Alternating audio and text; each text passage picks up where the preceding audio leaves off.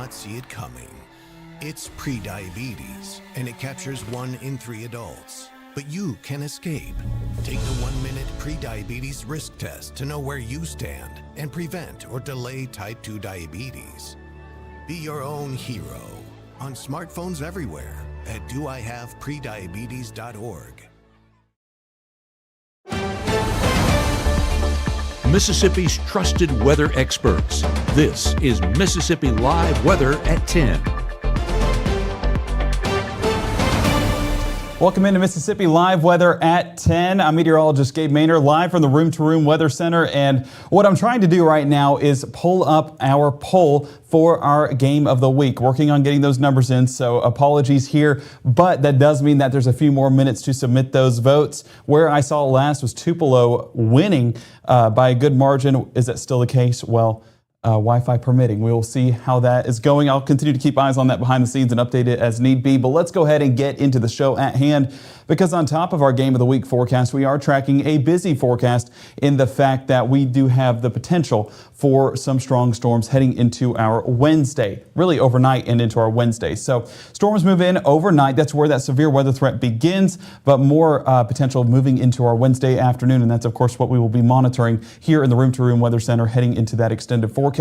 Looking at those strong storms possible for our Wednesday. Again, a heightened threat compared to what we're seeing right now, but definitely going to be paying attention to that in more detail. And as we take a look at the good news when it comes to this forecast, more cool air on the way, more fall-like weather heading into this weekend. We'll have more details on that forecast here in just a moment. But let's bring it back to what we're seeing right now, and that is going to be those soggy conditions already starting to move across the state line and into North Mississippi. Those chances very limited, only around 10 to 20% coverage there by that 11 and 12 o'clock hour, but overnight and into the mid-morning being that 3 a.m., 4 a.m., not mid-morning, but you know what I mean, kind of mid-overnight. It's going to be around 30% coverage, and those storms really going to start becoming a little bit more rampant, and then we're going to see those chances really rise there towards your Wednesday. 30 to 40% coverage around that morning commute. Temperature-wise, not too shabby, and that's a result of some of that moisture keeping those temperatures at bay, so we will definitely take that as long as it wants to stick around for. So it looks like slowly but surely that Wi-Fi is coming back,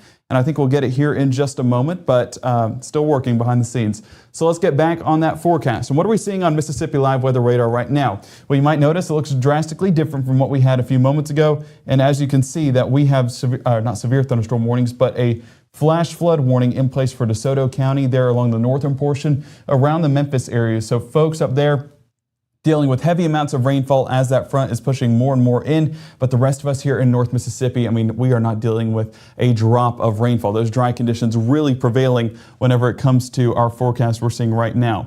But as we look at, let's see if we can pull it up. I have faith.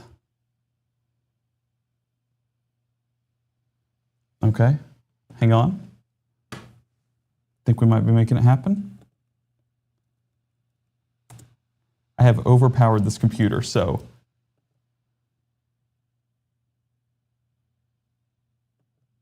okay, possibly. Okay, so as we mentioned, the Mississippi Live Weather Game of the Week is happening this Friday, and I know that folks were submitting their votes of where we want to go, where you want us to go, and we are so excited for any of those three options, but I actually don't know the final results here, so we're going to be finding all of this out together. So bear with me one moment while this loads in. We're not far away, only a few more posts.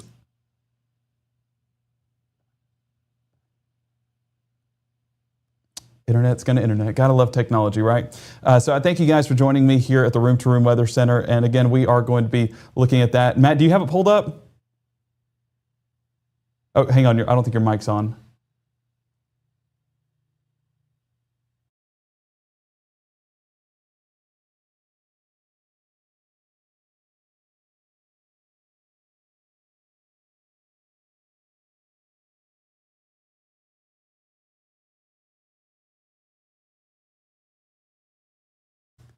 Hey, Matt, I don't think your mic is on. I'm not seeing it, those returns.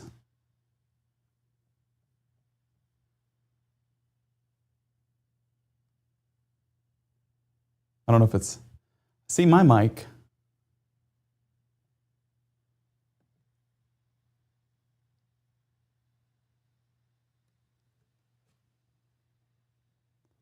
Okay, can you hear me now? I can hear you now, and of course, perfect timing. I do have it pulled up whenever we want to come back, but I have those results. So let's wait here a second. We need to. So we'll get the game of the week B block on this. In this scenario, we need to make sure that we are on storm stuff right out the gate. So I'm gonna go ahead and take that over here for just a minute, if you don't mind.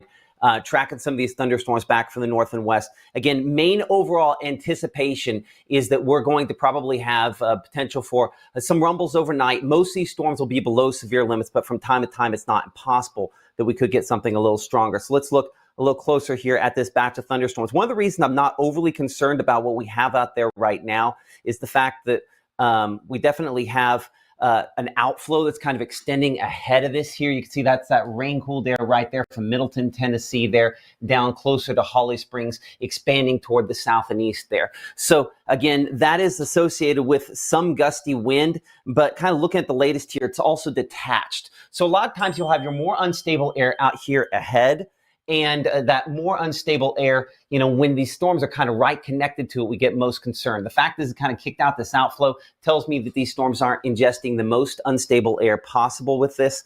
So I think that's one of the things that will probably help them to stay a little bit below severe limits. Now, I'm going to go ahead and I'm going to take this to analysis mode. If you give me just a moment here to kind of pop over to do that.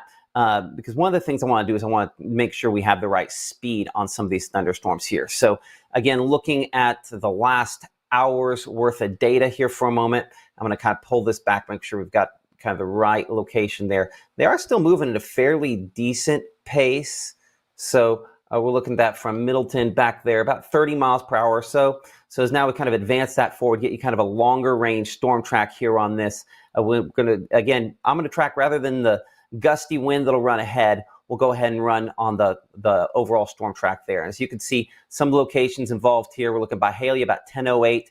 We've got a lot of locations on there, so we're going to go and thin out this because we're going to want kind of a longer track. So we know some people are going to be kind of heading to bed here in a minute, and so let's make sure we kind of do the best job on that possible. So again, here's kind of the longer track there.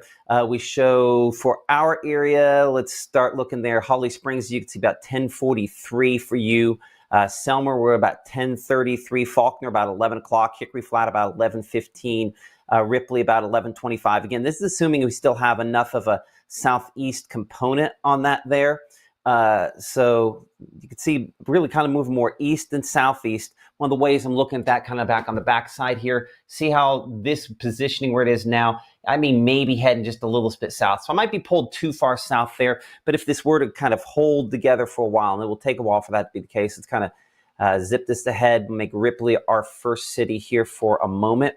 And that'll kind of get some other locations, such as you can see, Myrtle, we show 11:39 there. Iuka, about 11:51.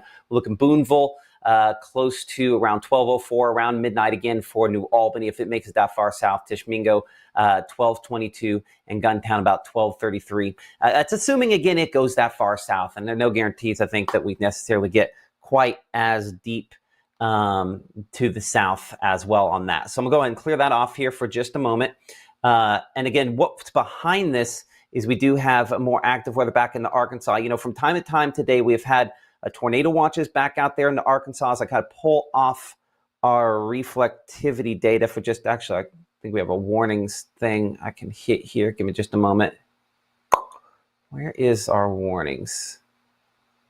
Well, let's see. Well, I know a way I can pull it off, so give me just a moment to do that. Kind of backward way. But so you can see back out here in the Arkansas, the green box here would be severe thunderstorm watch, I believe, still in effect. This is a tornado watch up here. Tornado watch has been lifted. Severe thunderstorm watch still for some locations back that way. But you don't see one of those watches here in Mississippi at this point, and we don't expect we'll probably have anything at the level where it requires one of those. But again, additional thunderstorms probably will continue to try to move in as we go into the overnight hours. And that is one of the things that Gabe is tracking back there in the Room to Room Weather Center, again, is as we look into the overnight hours where kind of the positioning of those storms are. The reason you see me, by the way, looking like this is the beauty of the work from home, Gabe, is if we have something deep into the overnight hours, at least I'll be able to kind of track it from here if we need to, right? Exactly. So we're going to keep eyes on those storms heading overnight and into the start of our Wednesday. So It's going to be a busy night, but hopefully not a severe night for a lot of folks, and we'll continue to watch that behind the scenes. But Hopefully. right now, that severe weather threat remains over the top of us heading into our Wednesday primarily, with that level 1 threat still in place, but those storms already starting to move in. And as Matt was mentioning, that outflow boundary, that boundary out ahead of those storms, whenever we start to get that out ahead, it means that we're not overly concerned with that severe weather threat heading overnight. So I'm going to expand this out, and as you can see, that front inching closer and closer right over the Little Rock area around 3 a.m. And that's where those chances will surge into North Mississippi, looking at that extended forecast and talking as early as 6 or 7 a.m. on your Wednesday. So unfortunately for that morning commute, you can see that batch of thunderstorms already moving there towards the Greenville area and southwest part of our viewing area, right across the Mississippi River, and those chances will increase by late morning and really into the early afternoon as that frontal boundary, that entire line, starts to extend further into North Mississippi during those afternoon time frames. So yes, we have severe weather threats, multiple of them as we head overnight, but still only that level 1 threat. So we're not overly high on the amount of reports we're expecting within this severe weather threat, but the chances are definitely there to have at least strong storms that could have that severe potential paired with it. 30% for your morning commute, but by the time we get towards that lunch hour and well into that mid-afternoon, 60% chances, and then those chances start to diminish by 9 and 10 o'clock tomorrow evening. So the entire time frame, and I listed this out on Facebook, is about 11 p.m. starting tonight all the way into 9 p.m. tomorrow. That does not mean that everyone is going to be getting inclement weather during that entire time frame. It's going to be off and on, and so that's the importance of having those weather alerts is with Weather Call or Mississippi Live Weather app or anything of that matter to alert you when that weather is getting a little bit more intense around your area. So you're not sitting there monitoring it for nearly 24 hours because no one wants to be doing that. We want to be getting our stuff done while staying weather prepared, and that's the best way to do so. So coming up in 60, we'll be walking through the latest on that forecast, the time frame that we'll have, and of course where we expect the most impacts to be made. We'll of course track that in more detail, and of course your Mississippi Live Weather Game of the Week. Where are we headed to this Friday? We'll track that in detail coming up here in the next 60 on Mississippi Live Weather at 10. If you're facing a DUI charge, every decision matters. At the law office of Andrew W. Stewart II, we provide a skilled defense to protect your record, rights, and future. Call today or visit drewstewartlaw.com. Your future is worth defending.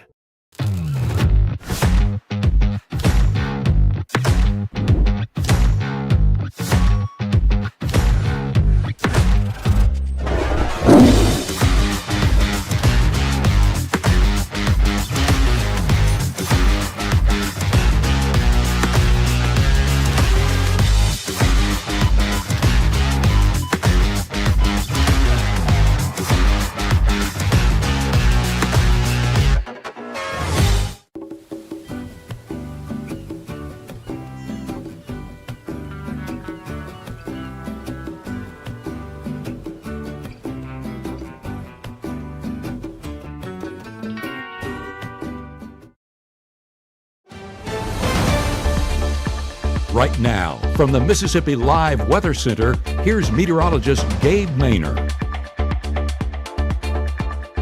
Thank you for keeping it with Mississippi Live Weather at 10. We're getting a live look out of Cleveland, 81 degrees right now, and this is looking north to where those storms are starting to move in towards DeSoto County. 84 degrees is what it feels like. Dew point around 72, so that energy is in the atmosphere for at least some of those strong storms to start to move in. Not just in Cleveland, but if we get a look out there towards Batesville, earlier on we were getting an impressive look at that cloud base and of course those towering clouds off there in the distance. You saw that strike of lightning a moment ago. I think we'll get another one here shortly. Yeah, exactly that. Just because this isn't an energetic storm, despite it not being at that severe parameter just yet, we are keeping eyes on that for the potential of it increasing as it crosses the state line. And not too far away, this is a look over there in Oxford, and we are seeing what looks to be all of that rainfall reaching the ground right there, all that lightning along that leading edge. I mean, lightning is going to be a big factor with these storms, so I would not be surprised at all if DeSoto County lost or had a few power outages because of a result of those lightning strikes. Doesn't necessarily take severe weather to knock out power. It can do so with just a few lightning strikes reaching the ground.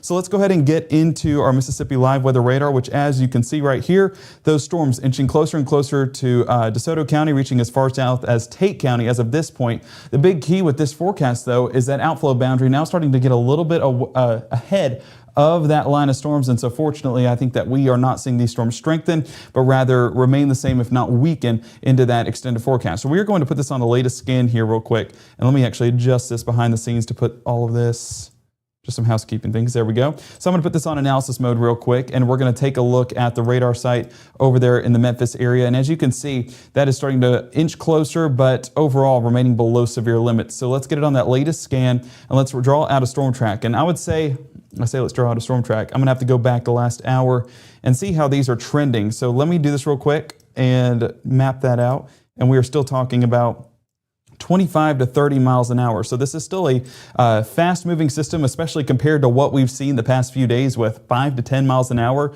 So if we put a storm track on that, of course, moving in that east-southeast motion, you can definitely see that we are going to be getting a lot of other areas affected here in the next few minutes. So this is around the Red Banks area. I'm actually going to redraw this because I don't think we got that speed exactly right.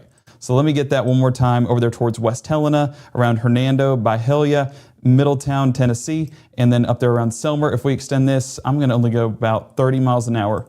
And there we can see the Alphaba area, 1018, the Strayhorn area, 1019, Cockram, 1019, Masseyville, 1020, Crenshaw, 1022, Robertson area by around 1022, and the Coldwater area towards 1022. So this is a system that we're watching, not necessarily for severe factors, but at least lots of lightning, lots of rumbles of thunder, and some heavy rainfall. I mean, just over the past few hours, what we've gotten out of that is about 1 to 2 inches in a few locations. So heavy rainfall factor. That's why we do have that flash flood warning in effect until 12:30 on your Wednesday. That's around Shelby, Tennessee, but also as far south as DeSoto and Marshall County here in North Mississippi. That's going to be for folks living along Highway 72 and Highway 302. So paying attention to that in more detail. So right now, fortunate that we do not have any severe weather, but we're not completely out of the threat just yet. If we look at that day 1 threat, I do want to say that we do have that level 1 risk, that marginal risk in effect for overnight and into about 6 a.m. That's when we move into the next day's severe weather risk. So it encompasses that overnight threat. So if we look at tomorrow's, I mean, you can kind of get the picture. The severe weather threat does continue. But what I'm going to do here real quick is walk through each individual severe weather threat. And this is to show you what exactly we're expecting. We'll get into this in a moment as well. So here's a look at Tuesday's damaging wind risk. And you can see that basically encompasses the same general level 1 area that we have with that all-encompassing day 1 severe weather risk. But let's look at the hail. And the hail is towards places in West Helena, around Tunica County, and as far northwest as DeSoto County. And same thing with that tornado threat. Tornado threat is definitely something that we are paying attention to because this has been a little bit pushed towards the east, encompassing Marshall County, Tippah County, Benton County, and even as far northeast as Corinth and Iuka. So we're watching folks over there. It's still only a level 1 threat, but that's just in regards to the number of reports. You see that the greens, the yellows, the oranges are all based off of number of reports, and green basically means a limited number. So it's not exactly something we expect, but we're not ruling it out. It's what we call a non-zero tornado threat. So paying attention to that, and if you look at where that area is, that's right along the Tennessee state line. As these storms start to move in, it just takes that one interaction with the energy in our atmosphere to initiate one of those with the right turning of the winds. Again, not exactly something we have prominently in our area, but not ruling it out as it crosses into Mississippi. But let's get back into that day 2 risk. And as you can see, level 1 all across North Mississippi. But the good thing is, or should I say, it's the one threat that we're watching is that damaging wind risk, still that level 1 threat across North Mississippi. This is the prominent thing that we're looking for. Looking at that hail threat, I mean, it's basically nothing. We're not expecting that here in North Mississippi, so maybe some small hailstones, but this is regarding those severe hailstones around 1 inch in diameter or greater. And that tornado threat, same thing with our forecast tomorrow. Not expecting a tornado threat. It's just primarily going to be that wind event for both days, especially along that frontal boundary. That leading edge is what we're paying attention to as we get that extended forecast set up. So as of right now, the storms continue to trend into North Mississippi, and that's what we'll be paying attention to towards the Holly Springs area and Ripley, going to be moving in there next. So that's where our eyes are panned to. But all of North Mississippi, don't worry, going to be getting those showers and storms in that extended forecast. So here's a look at Futurecast heading into your Wednesday morning, and those showers and storms just continue to inch closer and closer as they cross the Tennessee state line, but more action, more activity out there towards Arkansas that'll continue to develop right before the river and then into our area closer to about 6, 7, and 8 o'clock in your Wednesday morning. So Wednesday morning, as we can take a look right here, that severe weather risk, this is when it turns over into that day 2 risk. So day 1 kind of expires fires along the Cleveland, Oxford, and Corinth areas further northwest, but everywhere else will be in that risk, and that's a result of those storms transitioning more east in our extended forecast. So your school day, drop off 71 degrees, 81 by lunch, and 83 towards that last spell, 40% coverage.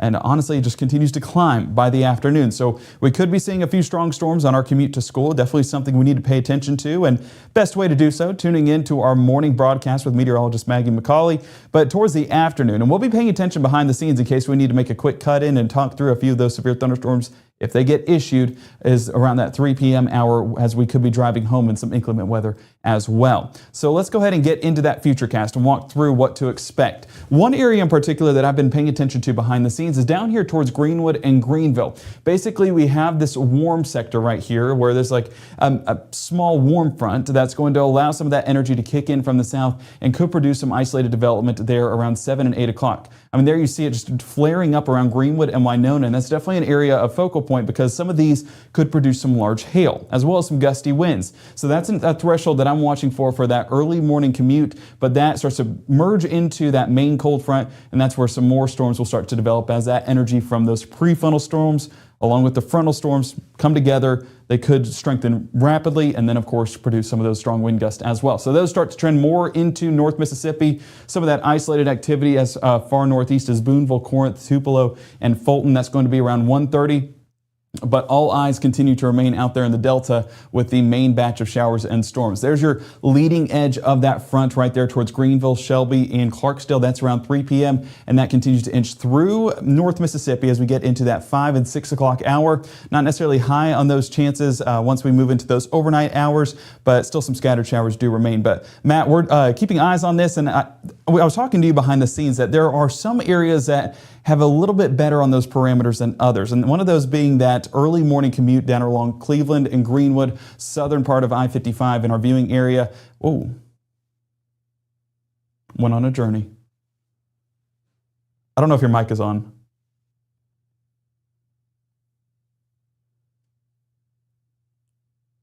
I can tell by the body language kind of what you're saying.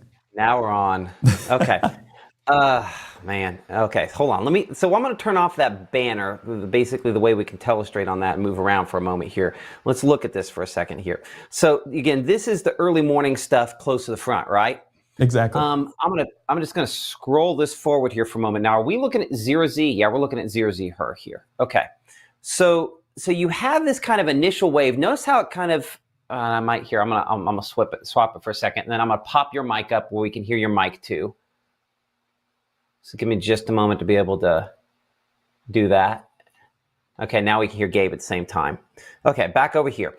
So one of the things that I find interesting about this is you have kind of this initial batch of thunderstorms here, right? And then that's kind of what the focal point for what kind of develops off of that, right? So 9:30, 10 o'clock in the morning, is that the point there where these storms get a little more organized? I'll be honest, I see kind of what looks like some kind of an outflow boundary extending south there. That's what's the development point on a lot of those thunderstorms. And so if you were to get something attached to that, maybe a little more rotation, I'm just not impressed by the tornado threat on this at all, thankfully. And then, of course, more thunderstorms developing into the afternoon as we can get those to kind of develop along and closer to that frontal boundary there. So I know this, I'll point this out. Notice how it doesn't really, if you look Oxford or Tupelo, we just point out Grenada there, and there's just not a whole lot of really anything that shows up in some of those spots during this time, right? Just kind of advance it through there.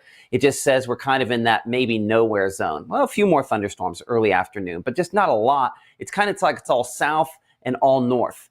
Gabe, I think that remains, at least in my opinion, one of the big questions on how this could play out is whether or not that actually ends up developing like that, where you kind of get that zone. I think where that comes in, we don't have those thunderstorms out there tonight, whether or not that somehow works over that area, but we also get redevelopment up north. So I think there's luckily some inconsistencies in this model, and inconsistencies usually a sign that we avoid the worst of it. But I still think, yeah, some spotty, severe weather potential, damaging wind in particular, maybe some hail, I'd say the main factors, right?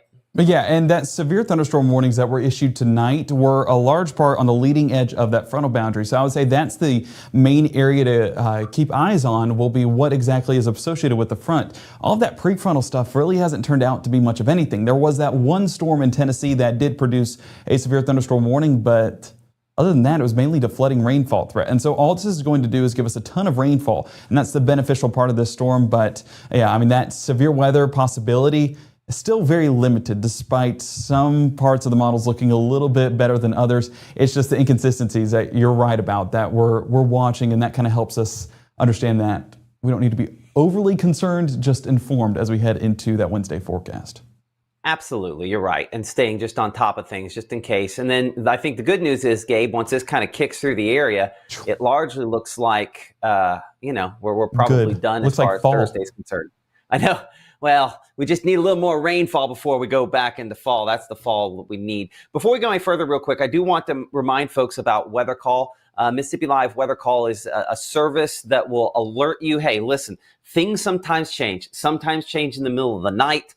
We recommend this. We'll call you for tornadoes if that ends up being something, which again, we don't anticipate. Weird things sometimes happen, and calls you back if tornadoes confirmed.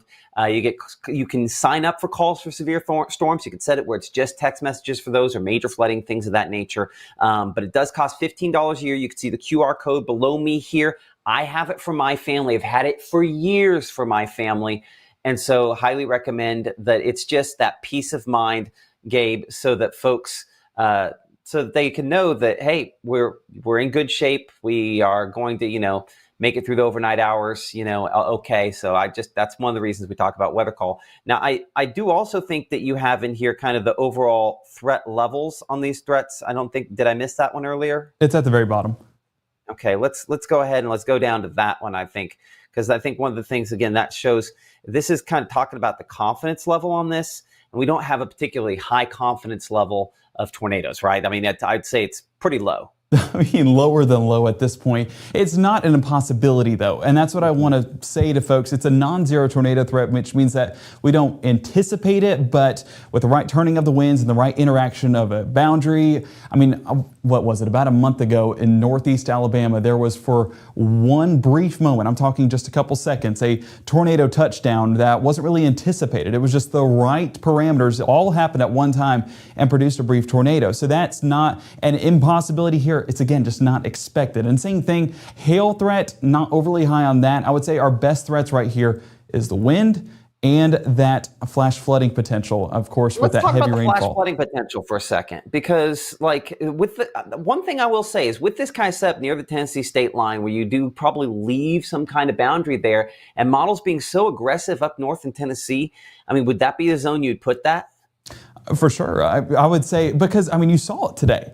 All along Tennessee, they got this repeat of showers and showers and showers. And so we got these flood advisories and some flash flood warnings. Still have one, might I say, until 12:30 in DeSoto County. But that's the potential that's there. And that's why that's a little bit higher than our hail threat. That's why it's a little bit higher than our tornado threat. It's just with all of that heavy rainfall, I had some outputs around 2 or more inches.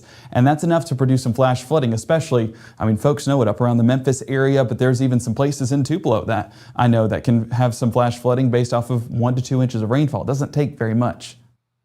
Okay, so here's that flash flood threat really next 24 hours or so, and then beyond that kind of shifting eastward over the next couple of days. But yeah, Gabe, I think that's probably part of the reason why that threat is greatest to the north and west, certainly over the next 12 hours out that direction, and shifting east beyond that. Well, I want to say, while you have our graphics pulled up right here, what are your thoughts on the tornado threat being shifted along the Tennessee state line into those overnight hours? I think it has to do with the fact that, well, first off, let's ask this question here for a second, and I'm going to put on storm reports for a moment. Have we had any storm reports of tornadoes out there today? Not anything confirmed. We've had multiple warnings, but yeah, nothing confirmed as of now. So, I mean, again, this is when you say that non-zero threat. It's just the fact that you kind of have a boundary. Some storms maybe redevelop on a boundary. It's kind of in the off season, and so sometimes maybe you overinflate that threat a little bit. I'm not impressed by the tornado threat on this. I mean, even the wind and hail threats aren't particularly impressive. And if come back to tomorrow, picking up tomorrow's threat, no tornado threat they show on there at that point, but wind is the main issue on maybe the more locations. So yeah, going back to that tornado threat you were talking about, I'm not impressed by what we're looking at with it. Weird things happen from time to time, but again, maybe this is the more important thing to show, is we look at the strong tornado risk, and we have warnings, we have other things on there that I'll try to pop off for just a moment. But we look at the strong tornado risk, and there's not one. So again, that's where we need to be thinking about reinforced structure, things of that. Any tornado can be a killer, so we always want to respect it. But again, this is just kind of a reminder that as far as the tornado threat is concerned, non-zero chance. But as far as a strong tornado, Gabe, I don't think we're getting that out of this. I agree. And one of the things, I forgot what I was going to say as soon as you did that.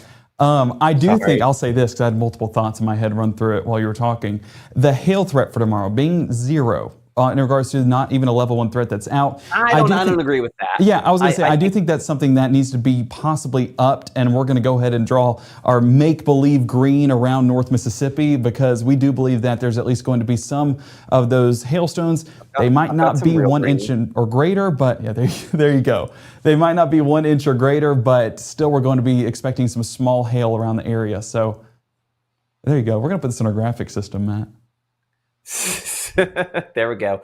So I agree. I think this is one adjustment they'll probably make. New advisory comes out a little after midnight to 1 o'clock in the morning tonight. They will probably include some limited hail threat on that. I think. I don't know. We're talking really, really big stuff. And if I go back and kind of look at the storm reports here in a minute for today, again, I put both the warnings and storm reports back on there. Nope, clear that off. Do I need to move? Can you see? No, I can. It's for whatever reason, I was messing with that yesterday. It wants to do it. There were not a ton of hail reports back west, and that might be part of where they're coming from on it, where they had a level 2 hail threat.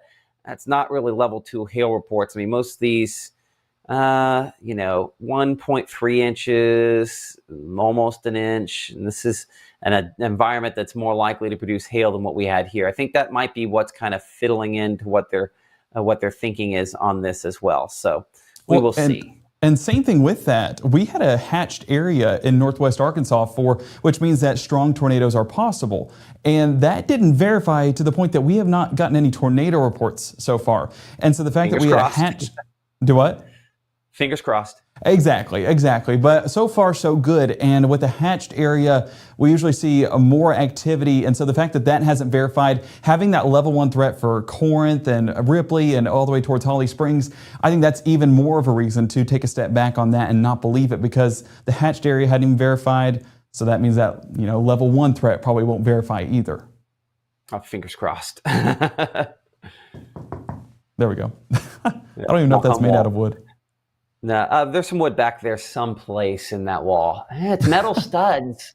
Well, hold on. I've got this table's wood particulate matter, so we'll count that one as good. Okay, perfect. Well, well, let's go ahead and finish up the forecast. Sorry, I jumped in there, but again, that's kind of just wanted to give some folks, some context on where these severe threats, kind of come in on this. So spotty wind reports, maybe tornado threat non-zero, and again, some hail. And then that flash flooding threat, that's the only one that if I were adjusting, maybe we go a little bit higher. Okay, I'll get all your hair and let you finish up the forecast here on the 7-day. No, I'd appreciate it. And we do have our game of the week that we'll get into in just a moment. We do have a winner on that. I went ahead and pulled it up. But looking at that 7-day forecast before we get into it, we see 60% chance on Wednesday. And of course, that's going to be primarily towards that afternoon time frame where scattered showers and thunderstorms, and a few of those on the stronger side are expected. Thursday, that scattered chance does remain as that moisture kind of wraps around that low. And then 20% chance towards your Friday morning. So Friday evening for that game of the week should be in good shape as we stay with those drier conditions. And not only drier, we get to enjoy those cooler temperatures as well. That cold front at least bring in some cooler conditions. The weekend looking perfect for some college football. 84 degrees for your Saturday afternoon, starting in the upper 50s. Low 60s Sunday, climbing into the mid 80s. And I mean, that's really where we remain, not seeing those 90s in the next 7 days. So that is a great sign for folks that are ready for that fall season, at least feeling closer to that fall season. So I'm going to take a step off screen here real quick and pull up that game of the week forecast. So bear with me one moment. Or not game of the week forecast. Game of the week, where are we headed? So let me get that up behind the scenes here real quick. Won't take but just a moment. If internet allows, I trust. We almost there? Okay. So yeah, as you can see in that forecast, we are continuing to see those dry conditions persist. And as we mentioned for that Friday night as well. So were you able to get it? Yeah, I was able to bring it up on my end there. And with 50%, West Point and Tupelo is our winner this week. And the number of votes was significant, Gabe. I don't know if you can click that there. I can bring up the actual post on this end, but I mean, a lot of folks voting. But yes, it's also the community tailgate, I know, in Tupelo. So I know that's probably part of the reason why a lot of folks were voting for that one.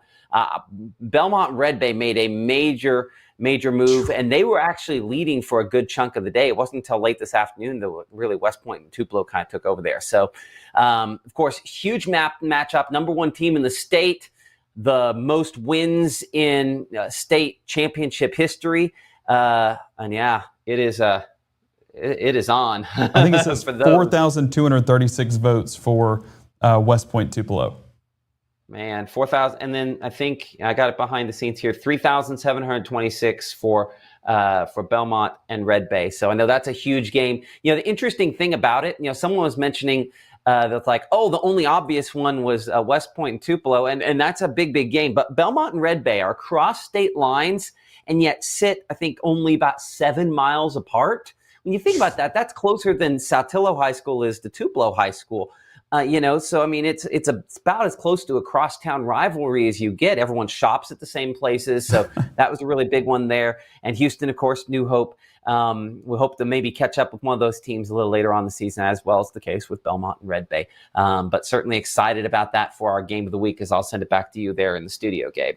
Yeah, Houston and New Hope need a new hope at some point later in the season, and I think we'll be able to provide them that because it is definitely an exciting time down there. I was able to go for a playoff game last year, and it was a fun time down there in New Hope. So Belmont, Red Bay, someone also did point this out, the fact of the divisions. I mean, Tupelo's 7A, so of course there's more people, there's more students there, which means that they're able to get a few more votes, but the fact that Belmont versus Red Bay was able to compete with that definitely tells a story about the rivalry and the battle that they have. And so just, I mean, a big head-to-head competition, but we're excited to be in Tupelo, somewhere pretty local, and we get to enjoy a little bit about the Golden Wave. So we're excited to see what they got. Two undefeated teams, 3-0 for West Point, and I believe, or is it 3-0 for Tupelo?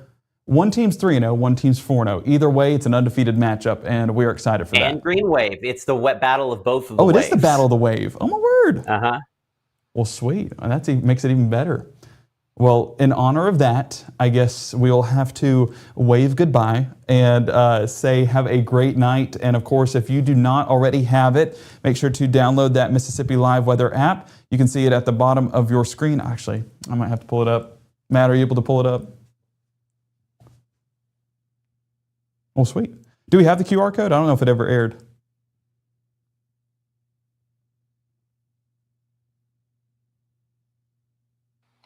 I can get it up here in a second, but of course you can see the live shows tomorrow, 6:37 a.m., 7:30 a.m. Of course, our meteorologist Maggie McCauley will be live then. If for whatever reason we have a significant severe weather situation, then we'll be on top of that. Of course, watching things as well. I do want to kind of indicate. Well, hold on a second here. Are we in the background behind that? Let me clear that off for just a moment here. I'm going to take you in Chroma from, it's not one. There we are. Hold on. I saw it for a second. And now, oh, I know what it is.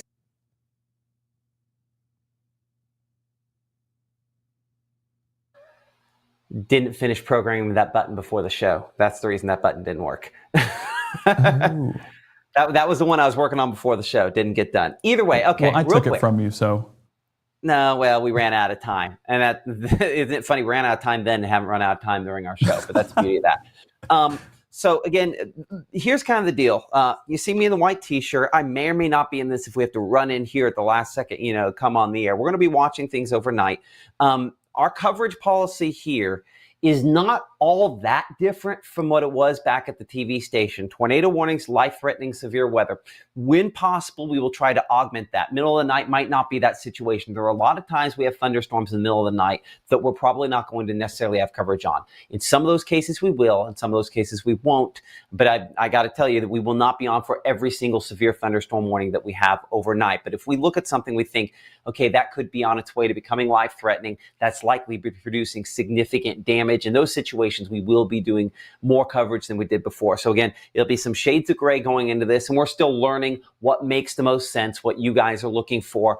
And honestly, the last thing that we want anybody to do is 12 months from now and say, those folks over Mississippi Live Weather do a great job, but they always hype things. That's not what we want to do. So I want to make sure one of the things we've done a great job with back at the TV station to now is not hyping, giving the information, but without giving it with a lot of hype. We do get a little excited, and like I used to say, part of the reason for that is it's like Thomas the Tank Engine. We're a very useful engine when it comes to this, but we obviously don't want to see severe weather. I think anybody that watches us knows that. But we also don't want to hype the weather at the same time. So again, how we cover this is still somewhat fluid.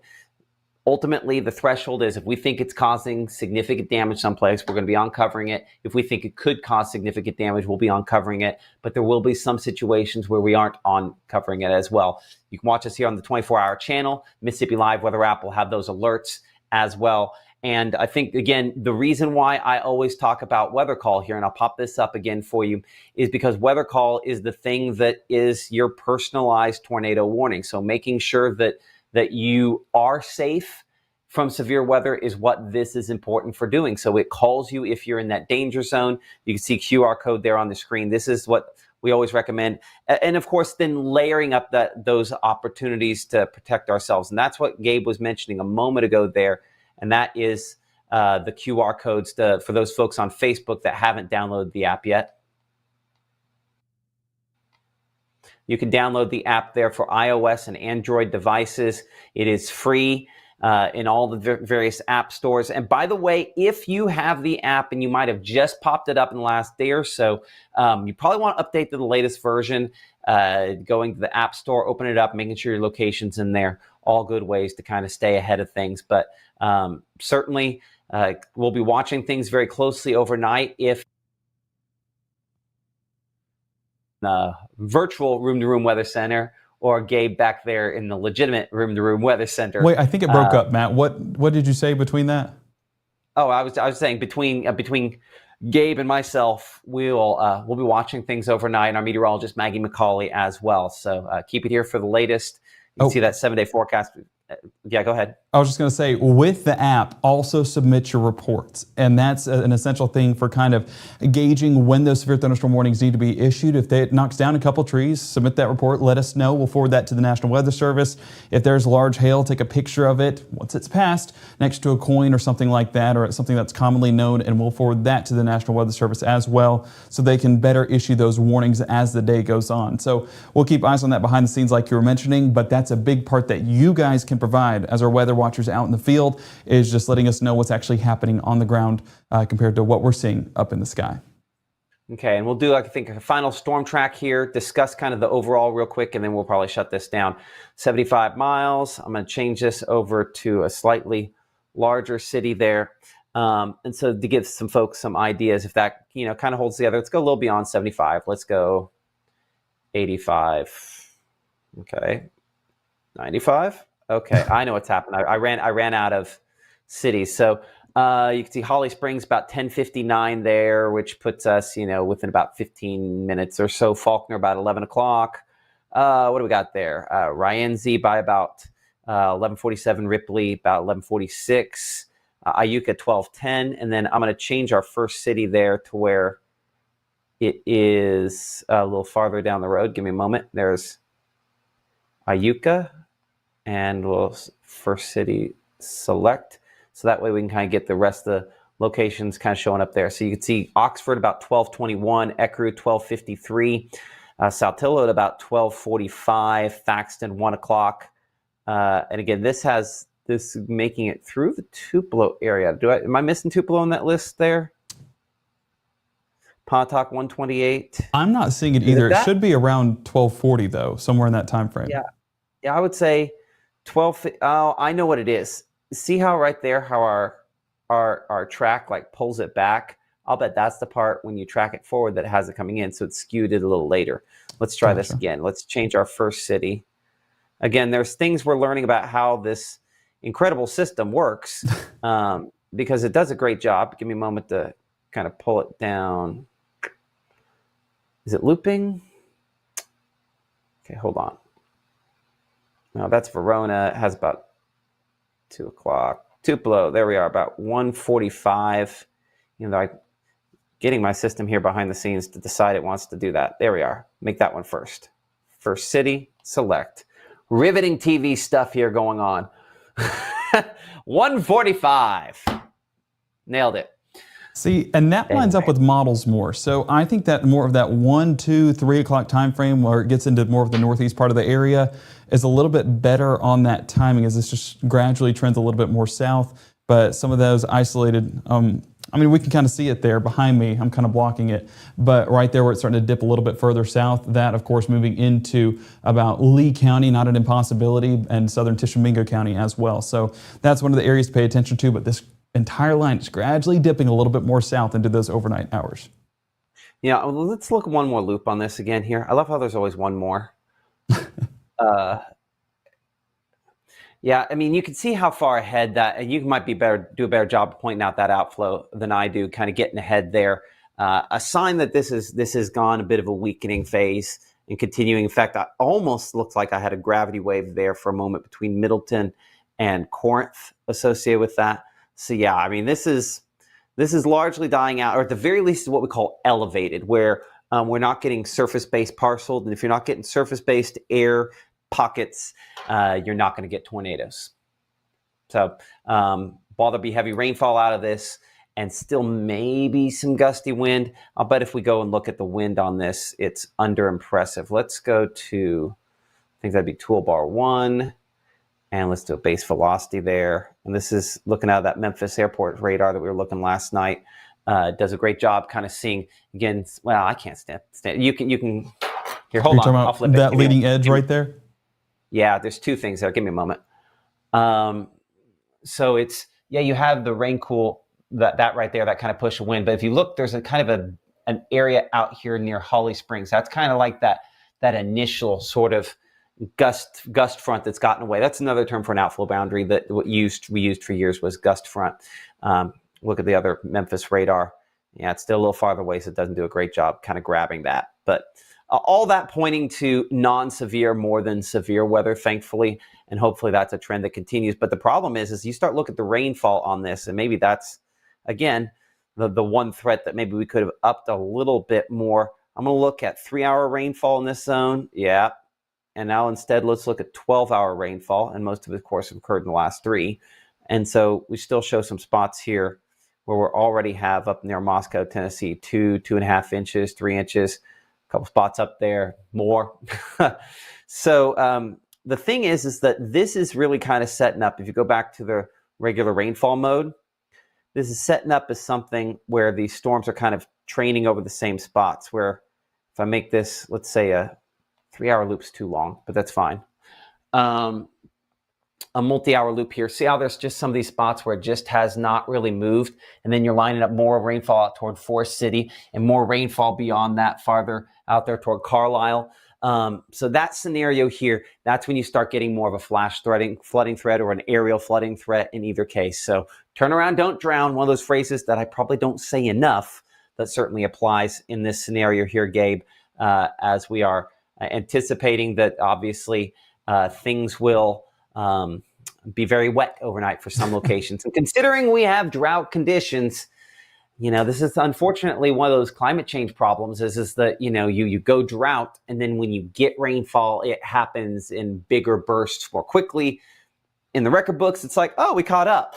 But the reality isn't always as sure-footed as that. So anyway, certainly heavy rainfall overnight with this, I'd say the main impact for some spots. Yeah, you can't keep pouring the water can on the pot thinking it's going to make the plant grow more.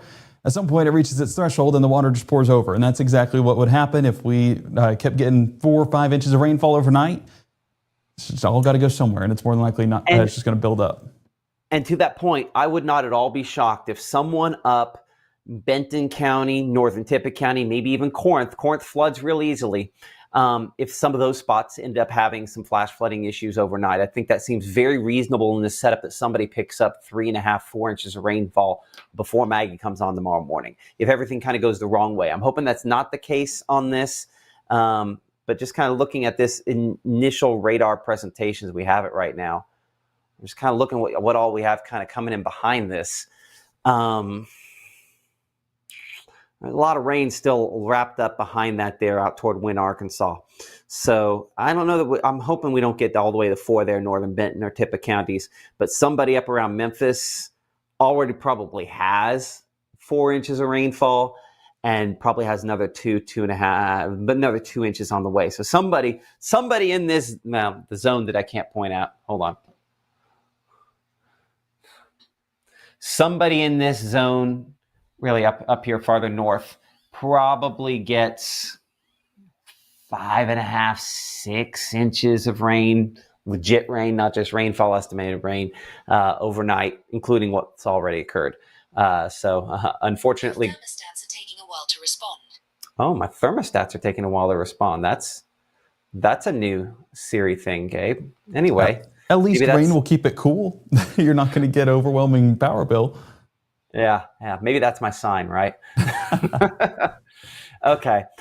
With that in mind, again, live broadcasts tomorrow morning at 6:30, 7:30 a.m. There will be some rain on the radar. Meteorologist Maggie McCauley will be watching that.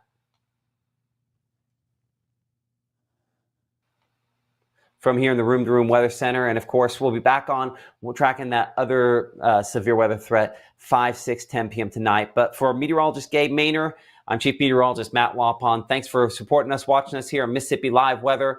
Tell your friends, 'tis the season.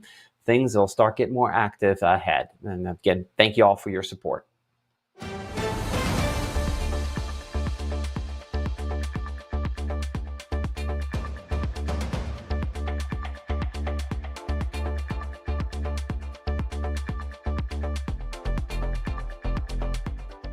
At First Choice Bank, we know you can't always make it before the bank closes. With our integrated teller, you can talk to a live person as late as 7 p.m. on weekdays and noon on Saturdays. It's not just an ATM, it's an ITM.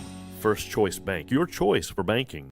Being a parent, especially for the first time, with that comes a lot of self-doubt. As a dad, I just try to lead by example. When you're trying to be the best person that you can be, your kids see that and then they emulate that.